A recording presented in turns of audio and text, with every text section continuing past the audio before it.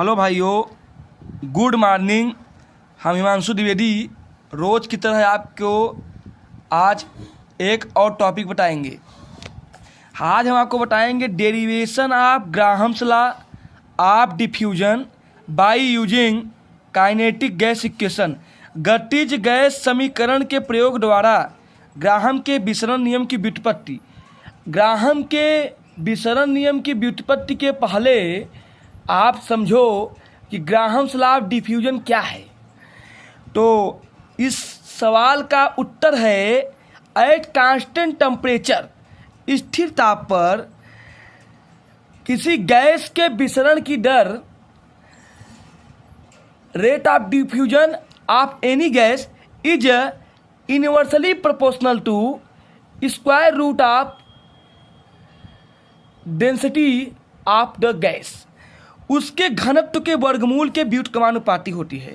विसरण की दर को स्मॉल आर से प्रदर्शित करते हैं। स्थिर ताप पर एट कांस्टेंट टेम्परेचर, स्थिर ताप पर किसी गैस के विसरण की दर माने बहाव की दर, डिफ्यूजन, उसके घनत्व के वर्गमूल के व्युत्क्रमानुपाती यूनिवर्सली प्रोपोर्शनल होता है। विसरण की दर का मतलब है बहाव, बहना। गैस हमेशा अधिक दाब से कम दाब की ओर बहती है। विसरण की दर का मात्रक unit of rate of diffusion centimetre पर सेकेंड या ml मिलीलीटर पर सेकेंड होता है। ये तो है ग्राहम्स लॉ का स्टेटमेंट। ठीक, अब देखिए आप कि काइनेटिक गैस इक्वेशन की मदद से इस बात को कैसे प्रूव किया जाता है, इसके बारे में हम आपको बताएंगे। देखिए काइनेटिक गैस इक्वेशन क्या है। Kinetic molecular theory of gas आप पढ़े हैं। हमने आपको इंट्रोडक्शन ऑफ गैस बताया था। काइनेटिक गैस इक्वेशन जो है आप देखिए P into V 1/3 small M gas के एक अणु का द्रव्यमान बट्टे capital N C square. C क्या है? Root mean square velocity of gas. M into N जो है एवोगाड्रो नंबर एन है। यहाँ पे एम गैस के एक अणु का द्रव्यमान है। ये गैस के मोलर द्रव्यमान कैपिटल एन के बराबर होगा। तो आप यहाँ लिख सकते हैं P into V equal to 1/3 M C square. ई वी आयतन है। आप वॉल्यूम बराबर जानते हैं, आप डेंसिटी बराबर होता है मास अपान वॉल्यूम। वॉल्यूम बराबर होगा मास अपान डेंसिटी। यहाँ आप रख दीजिए, ऐसे हो जाएगा, इंटरचेंज कर लीजिए वॉल्यूम और मास को, वॉल्यूम और डेंसिटी को, क्योंकि डेंसिटी बराबर मास अपान वॉल्यूम होता है। तो वॉल्यूम बराबर क्या होगा? मास अपान डेंसिटी होगा। डेंसिटी नीचे चली जाएगी। तो बस काइनेटिक गैस इक्वेशन में इस वॉल्यूम की वैल्यू को पुट कर दीजिए।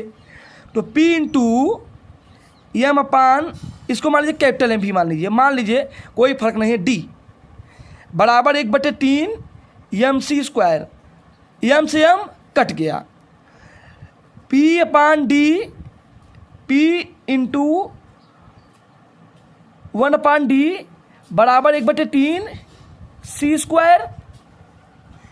तो यहाँ हो गया 1/D, एक गुणा में है तो 1/3P इधर आएगा भाग में इंटू सी स्क्वायर। और चूँकि 1/ जो P है 3P है, यहाँ पे एक चीज़ मैंने छोड़ दिया, यहाँ पे भी दाब भी कांस्टेंट रहता है ग्राहम के नियम में। ये पूरा कांस्टेंट है। क्या है? एक टर्म पूरा कांस्टेंट है, माने ये पूरा कांस्टेंट।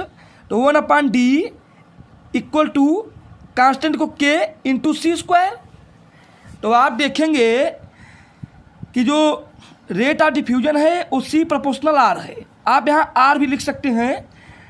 तो आप जब इसका वर्ग इस रूट करेंगे तो इसका आंसर होगा सी, यहाँ प्रोपोर्शनल आएगा 1/√D। जब इसका वर्गमूल लेंगे यार 1/√D is directly inversely proportional to R, rate of diffusion. तो काइनेटिक गैस इक्वेशन की मदद से आपने ग्राहम के विसरण नियम की स्थापना किया।